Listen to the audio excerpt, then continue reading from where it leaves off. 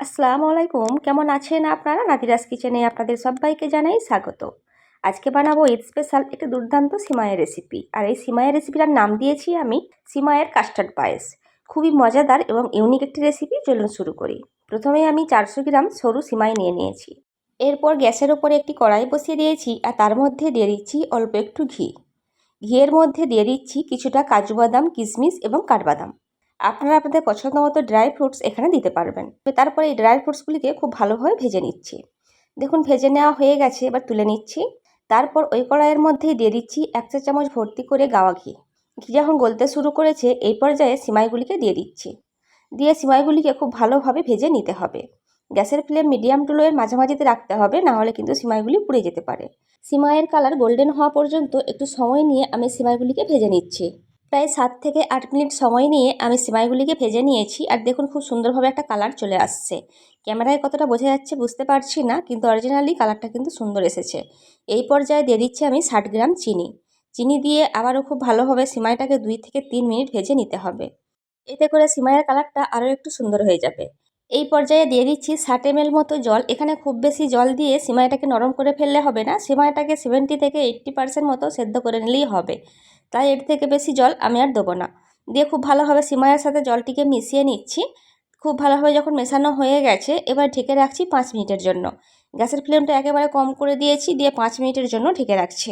5 minute পর ঢাকনা তুলে একবার নাড়াচাড়া করে দিচ্ছি। আর যে ড্রাই ফ্রুটসগুলো আমি ভেজে রেখেছিলাম সেগুলিকেও এই পর্যায়ে দিয়ে দিচ্ছি। দিয়ে খুব ভালোভাবে মিশিয়ে নিচ্ছি। তারপর আবারও 5 মিনিটের জন্য ঢেকে রাখছি। এখানে আমি 10 মিনিট মতো সিমাইটাকে রান্না করে নিয়েছি। আর সিমাইটা কিন্তু প্রায় 80% মতো কুক হয়ে গেছে। এই পর্যায়ে সিমাইটাকে আমি নামিয়ে রাখছি। অন্যদিকে গ্যাসের উপরে একটি কড়াই বসিয়ে দিয়েছি আর তার মধ্যে দিয়ে দিয়েছি 600 ml ফুল ক্রিম লিকুইড দুধ। দুধটাকে আগে থেকে জাল করে আমি একটু ঘন করে নিয়েছিলাম। এই দুধের মধ্যে দিয়ে দিচ্ছি 1 টেবিল চামচ গোবিন্দভোগ চালের গুঁড়ো। এখানে আপনারা চেষ্টা করবেন গোবিন্দভোগ চালের গুঁড়ো দেওয়ার, এতে করে কিন্তু এই পায়েসের টেস্টটা অনেকটা বেড়ে যাবে। দিয়ে খুব ভালোভাবে মিশিয়ে নিচ্ছি। এরপর দিয়ে দিচ্ছি চিনি। এখানে আমি 5 চা চামচ চিনি দিয়ে দিয়েছি।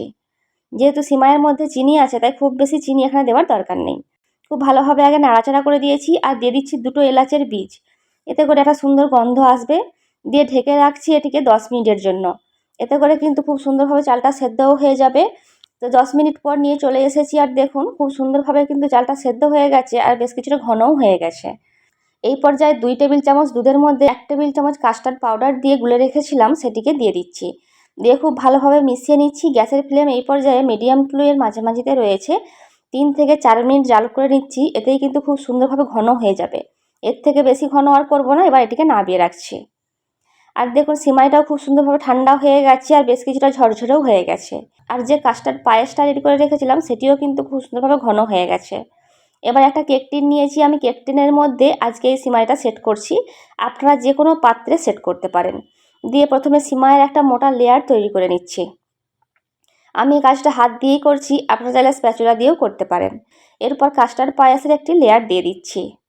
আর দেখুন দেখেই হয়তো বুঝতে পারছেন যে কতটা ইয়াম্মি হবে খেতে। আজকের রেসিপি আপনাদের কেমন লেগেছে আমাকে অবশ্যই কমেন্ট করে জানাবেন। ভালো লাগলে অবশ্যই একটি লাইক দেবেন।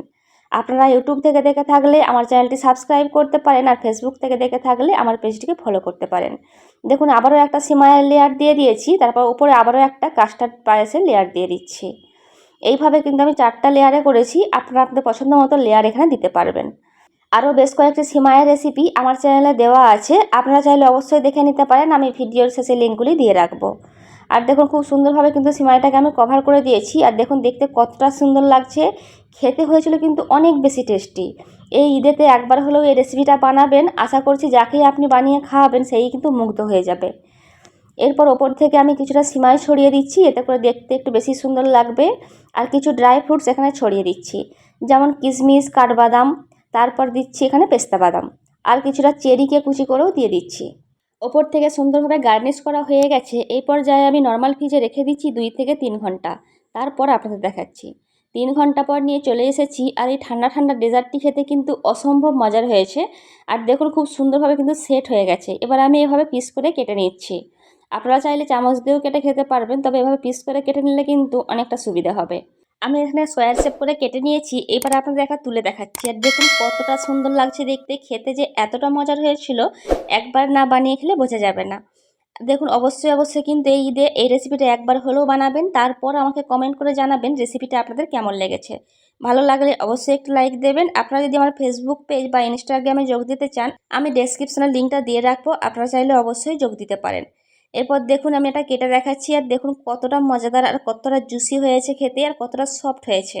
এই রেসিপিটা বাড়িতে অবশ্যই একবার হলেও বানাবেন। ভিডিওটা এখানেই শেষ করছি। ভালো থাকবেন সবাই, আমাদের দোয়া করবেন, আমার রেসিপিগুলি দেখবেন। খোদা হাফেজ।